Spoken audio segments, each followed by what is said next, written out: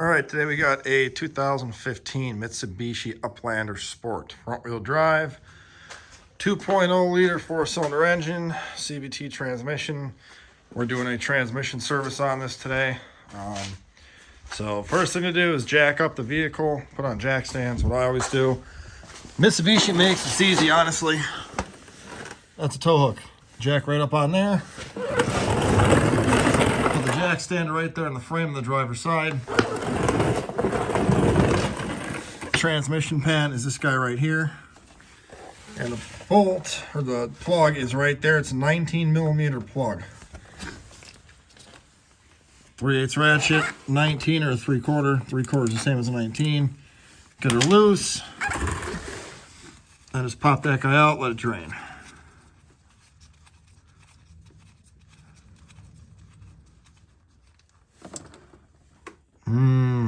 CVT fluid. So this will probably take a while to drain, so I'm going to fast forward this for you guys, and we'll see you in a second. All right, so now you're gonna put your drain plug back in. Just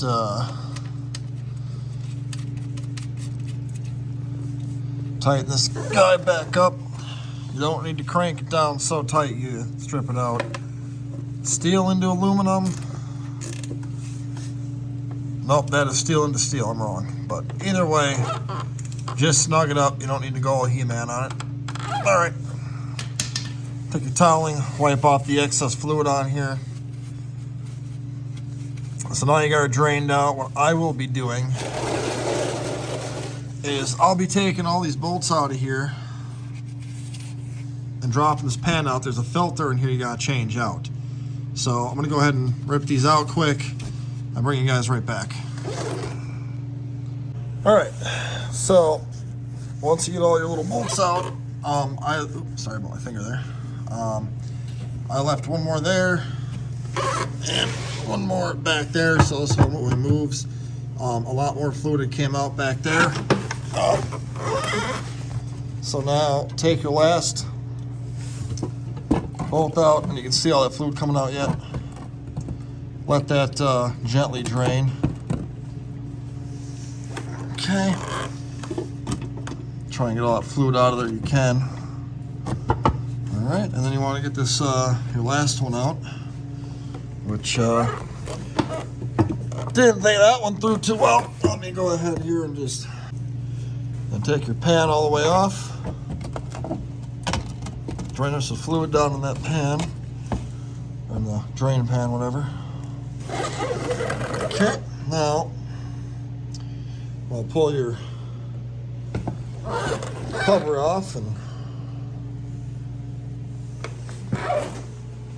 okay. Sorry about that. All right. So here you have your two magnets. Okay. And a little bit of metal is normal on that. These are not bad at all. That's really not that much metal on here. You're gonna have some on here, obviously, but even that fluid really is not bad at all. I mean, this really is not that metallic-y. So the reason we're doing this flush is a customer of mine went and had their transmission fluid flushed at a dealership. Basically got taken for a ride, so we're gonna do it the correct way and change the filters and the fluid. Okay, now this guy right here is your filter. Try to get a better shot of this here for you. This is where it picks up the fluid right there. I believe, yeah, it's got a bolt there. A couple bolts in here. I'm gonna grab my tripod right fast, and then I'll be right back. Okay, so you got 3 bolts in that filter. One's long and 2 are short. Pay attention when you pull them out. There's 3 bolts in here. I couldn't quite get my tripod to line up right, but the long bolt goes, I don't know if you can see, but right here. Now your filter is just gonna wiggle out. You only got 3 bolts holding it in, and wiggle it all out. Look at that nasty fluid in there.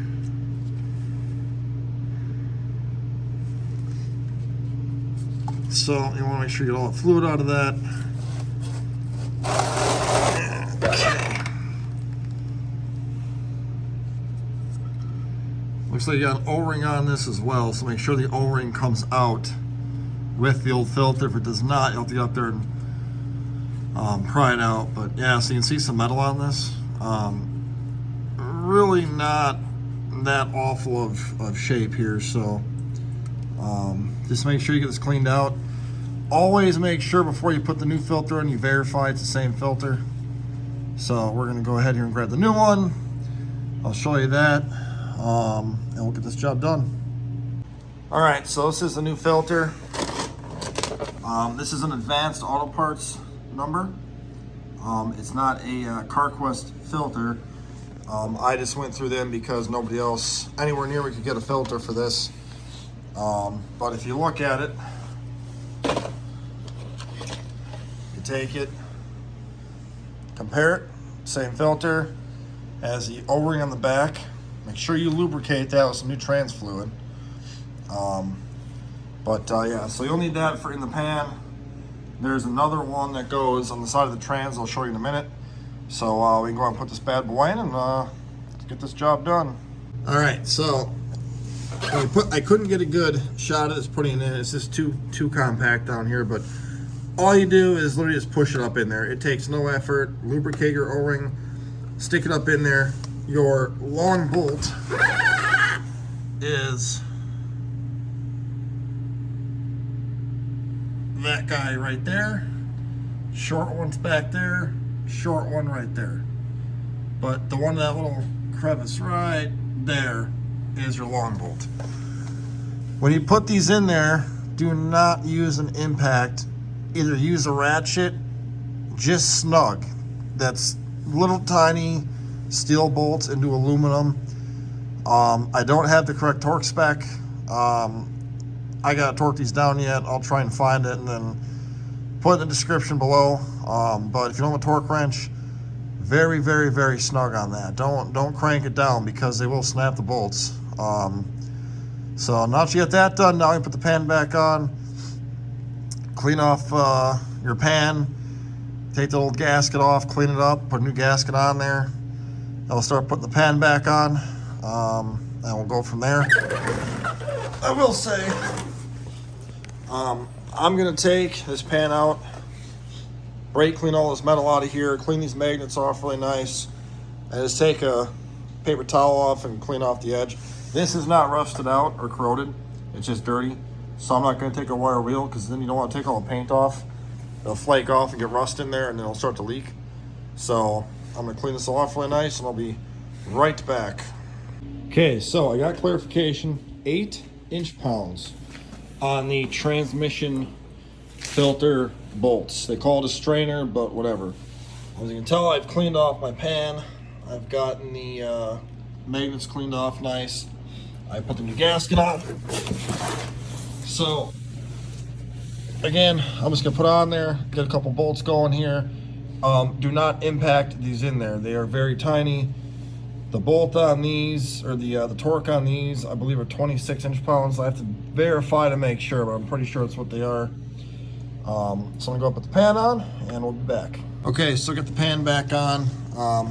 Something I forgot to mention. You can kind of see that little, looks like a broken bolt almost.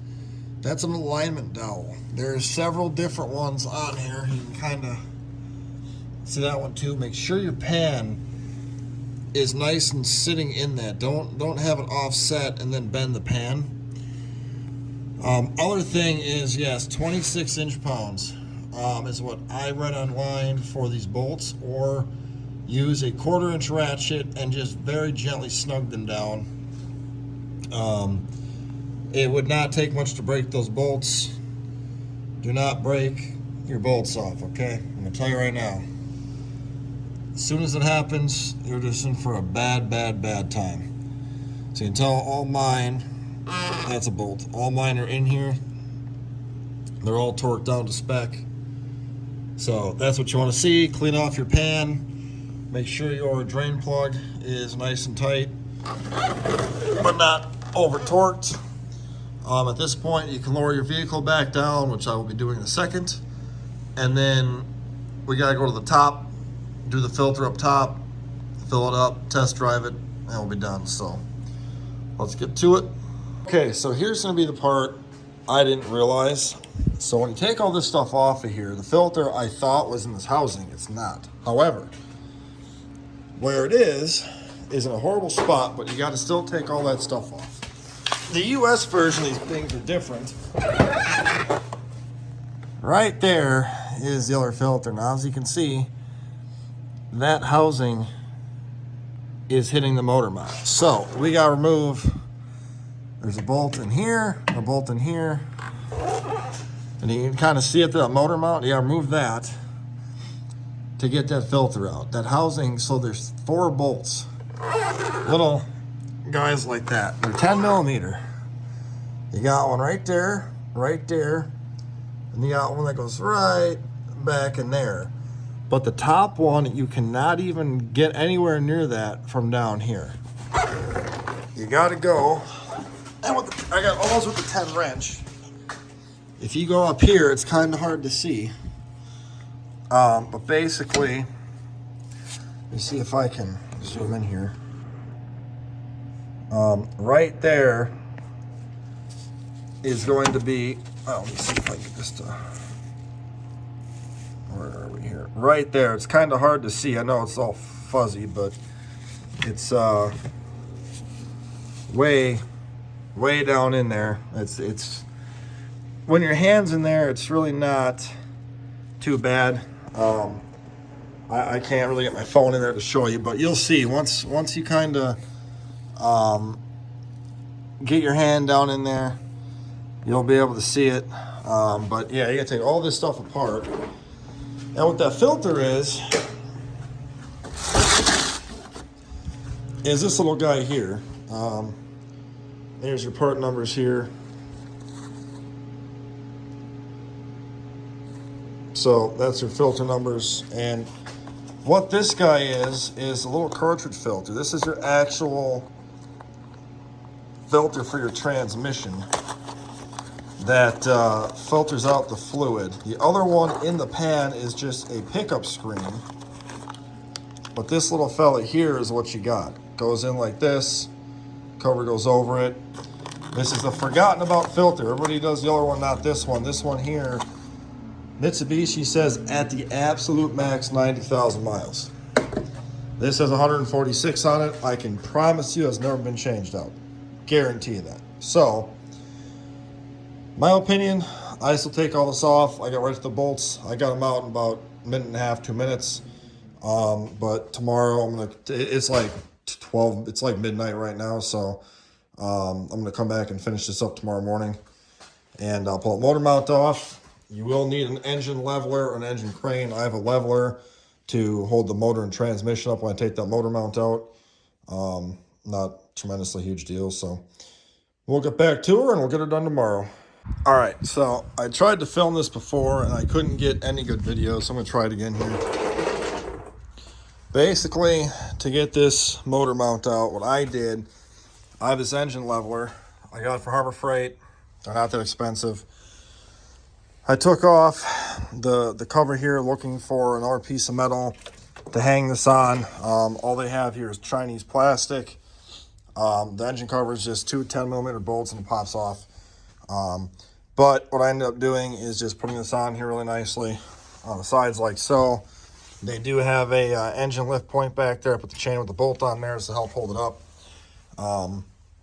Down below, you can't see anything with the camera down there. I tried.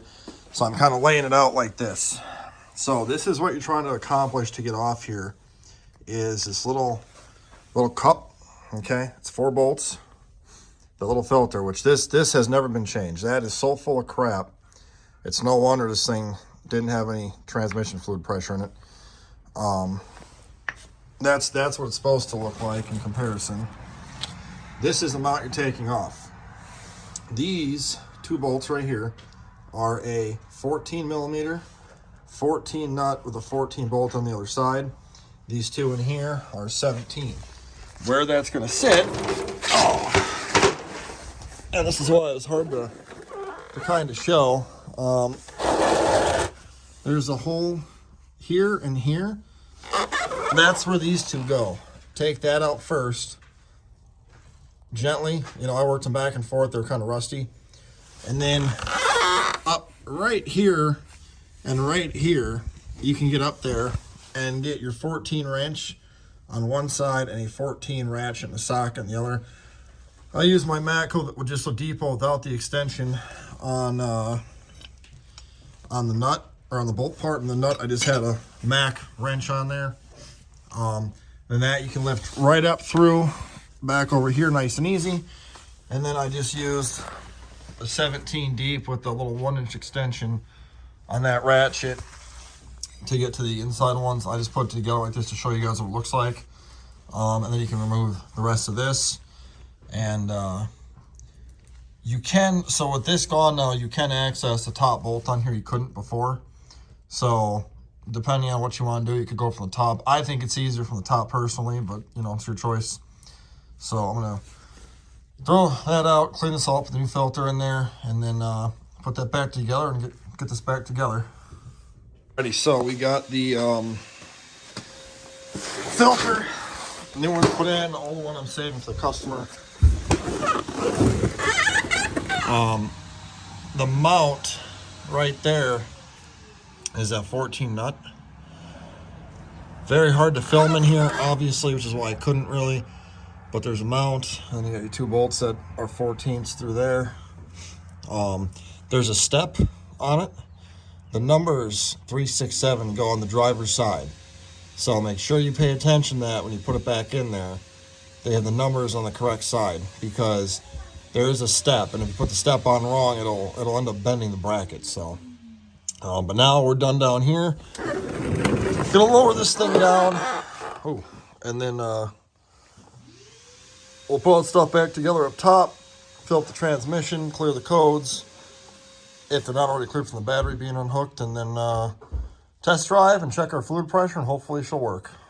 All right, so as you can tell, I've gotten everything put back together here.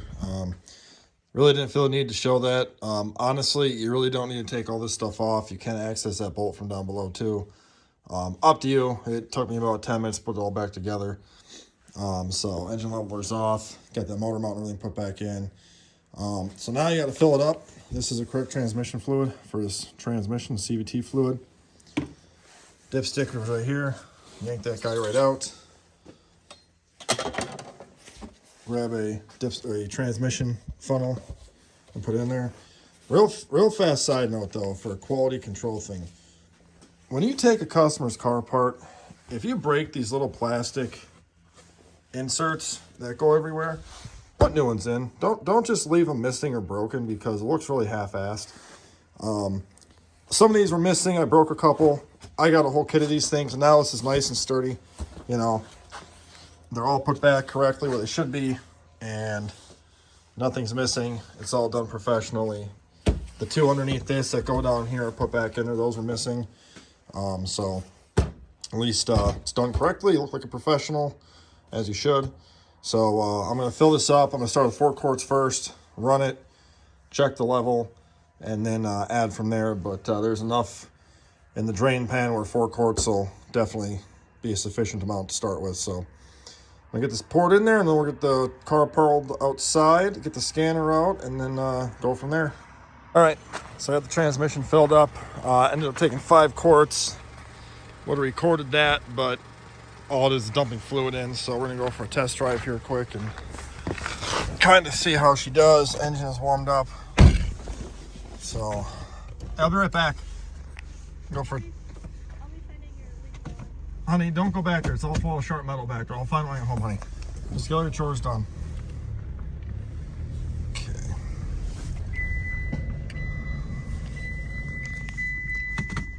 Well, it drives in first and it drives in reverse. So that's good.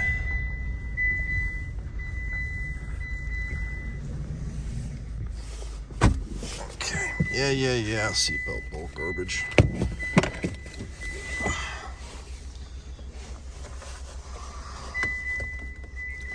Okay. Alrighty, let's see what she does. see if we have the issue we had before. Before, what it was doing is it'd flare up. It would basically slip really bad and the RPM would flare way up high. So we're gonna go for a drive here quick. Hopefully it's fixed.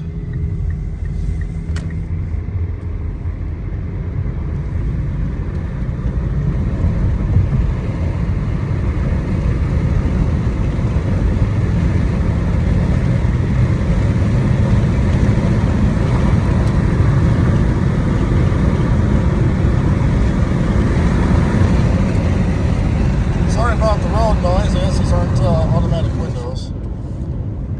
Well, at least now it does go without flaring up as bad, but it is still doing it a little bit here. Go back at the scanner out and see if we have any codes in the transmission. Before it was doing it way worse than that. But hopefully it'll at least last long enough to get new training for this bad boy, but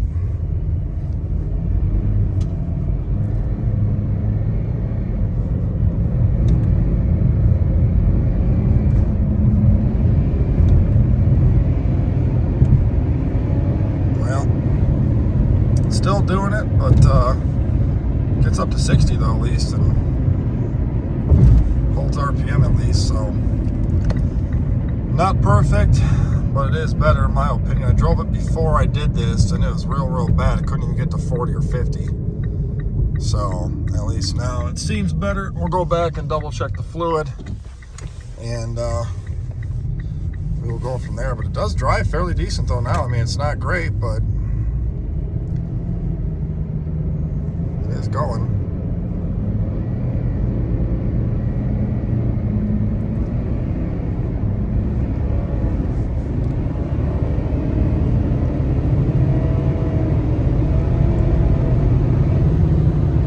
Gets up to 80 almost, so that's good. Better than it was. So I call that a somewhat success. Hopefully this lady can get a little bit more use out of her car here until it comes time for a new training. But I think for now, at least it'll get her by for a while to be able to at least do what she's got to do for a little bit here. So, but all right, I'm gonna go back and check the fluid, and I'll be back with you.